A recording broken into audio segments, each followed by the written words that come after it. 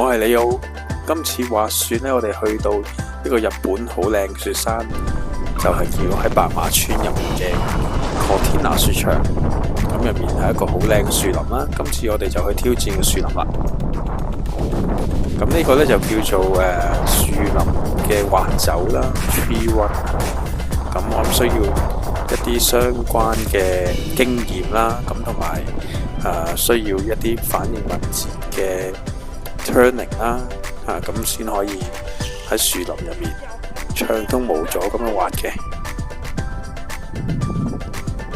咁今次都係咧，我哋喺滑之前咧已經做咗嗰個滑行嘅路線計劃啦，咁確保我哋去到終點嗰時可以翻得出去一個雪場嘅公開嘅雪道嗰度啦，咁我哋先會覺得係安全，先會去一齊去滑走呢條樹林嘅。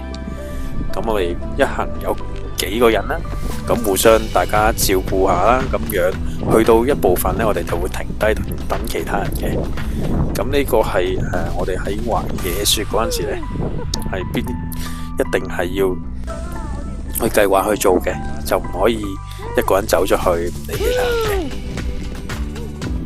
其實有啲人咁而喺呢個森林入面滑行呢，其實都算係一個道外嘅滑行啦，即係喺雪場範圍之外。咁遇到有危險嘅時候呢，Petrol亦都冇責任去救我哋噶。咁所以我哋一行幾人呢，都要有啲走樹林嘅經驗啦，咁要處理翻自己嗰個風險嘅嗰個危險性喺度啦。咁樹林會有啲咩危險呢？就係可能好多樹隔離有啲鬆雪咧，就會跌咗喺樹窿度。咁我哋要防止唔好滑近啲樹啦，咁或者係一啲好粗嘅樹就唔好太近啦。咁同埋我哋一 team 人去滑樹林嗰時，都可以考驗到大家友誼啦。咁可以互相幫助啦，一 team 人。咁其實係一個好好嘅經驗嚟噶。點解我咁中意滑樹林？就係因為樹林入面長期都避開咗陽光嘅照射，咁令到入面大量嘅粉雪啦。我哋喺入面搵粉雪呢，其實係一個好開心嘅地方嚟噶。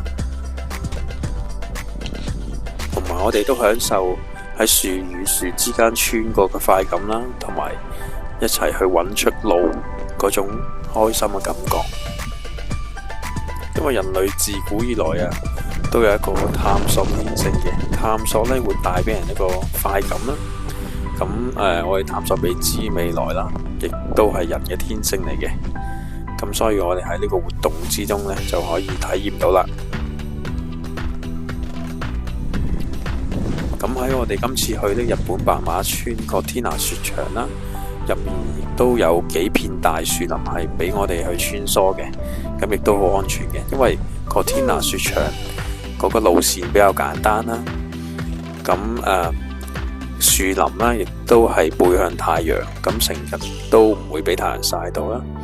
咁所以呢個係雪場係樹林係聞名於日本嘅，好多人都係慕名而嚟嘅。好啦，介紹咗咁耐，係咪對呢個雪場有翻啲認識呢？係咪想即刻過嚟玩呢？咁如果想睇多啲白馬入面嘅雪場，介紹多啲有啲乜嘢好玩呢，你就要留意住李奧陪住你去玩啦。拜拜。哇，好靚啊！慢慢沉啊，到啦我哋。正。自己喺度。